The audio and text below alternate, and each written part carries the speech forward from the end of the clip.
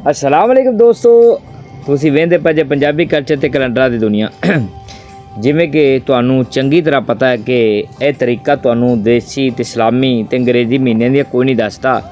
ਇਹ ਜ਼ਿੰਮੇਵਾਰੀ ਮੈਂ ਲਈ ਹੈ ਤੁਹਾਡੇ ਵਾਸਤੇ, ਲੇਕਿਨ ਤੁਹਾਡਾ ਕੋਈ ਖਾਤਾ ਨਹੀਂ ਹੈਗਾ। ਛੱਡੋ ਪਰ ਹੁਣ ਖਾਤਿਆਂ ਖੋਤਿਆਂ ਨੂੰ, ਫਿਰ ਕਹੋਗੇ ਲੰਮੇ ਖਾਤੇ ਬਣ ਗਏ ਨੇ। ਠੀਕ ਹੈ, ਚਲੋ ਤੁਹਾਨੂੰ ਅੱਜ ਦੀ ਜੰਤਰੀ ਦੱਸਦੇ ਹਾਂ। ਬਾਕੀ ਗੱਲ ਪਤਾ ਕੀ ਆ, ਜਿਹੜੇ ਸ਼ਹਿਰੀ ਪੱਪੂ ਵੀ ਬੱਚੇ ਹੁੰਦੇ ਨੇ ਨਾ, ਇਹਨਾਂ ਨੂੰ ਕੀ ਪਤਾ ਪਿੰਡ ਦੀਆਂ ਰੌਣਕਾਂ। ਯਕੀਨ ਕਰ ਕਿਸੇ ਟਾਈਮ ਆਓ ਪਿੰਡ ਦੇ ਵਿੱਚ ਤੁਹਾਨੂੰ ਬੇਰ ਬੂਰ ਖਵਾਈਏ ਆ ਕੇ। ਠੀਕ ਹੈ, ਤੇ ਗੱਲ ਇਹ ਆ, ਕਹਿੰਦਾ ਦੇਸ਼ ਛੱਡਿਆ ਘਰ ਯਾਦ ਆਉਂਦਾ ਹੈ, ਦੇਸ਼ ਛੱਡਿਆ ਘਰ ਯਾਦ ਆਉਂਦਾ ਹੈ, ਕੱਚਾ ਸਹੀ ਪਰ ਘਰ ਯਾਦ ਆਉਂਦਾ ਹੈ।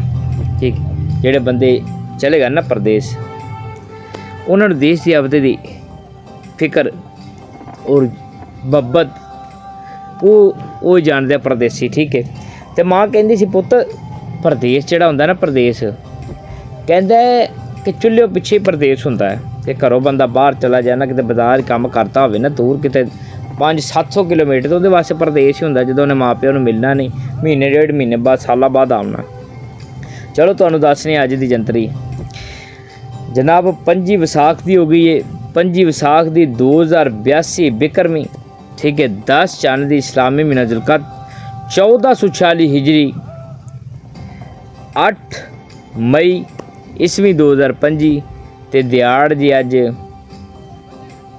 जुम्मे रात दा भुलिया जे ना, तुसी भुल जाते जे। ठीक है, तो अल्लाह पाक तुहानू खुश रखे, अपने हिफ्ज़-ए-मान दे विच रखे, और अल्लाह पाक साडे मुल्क पाकिस्तान नू शैतान दे शर तो हसद दे हसद तो ज़ालम दे जुल्म तो महफूज रखे, और